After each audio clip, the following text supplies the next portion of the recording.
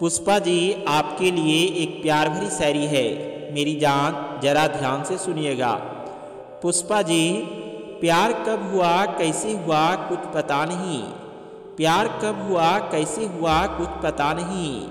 बस इतना जानते हैं, बस इतना जानते हैं, आपसे हुआ और आपसे है और आपसे ही रहेगा, आपसे ही रहेगा। पुष्पा जी, आपकी बहुत याद आती है। समय मिले तो हमसे बात कर लेना। आई लव यू मेरी Pushpa, I love you to.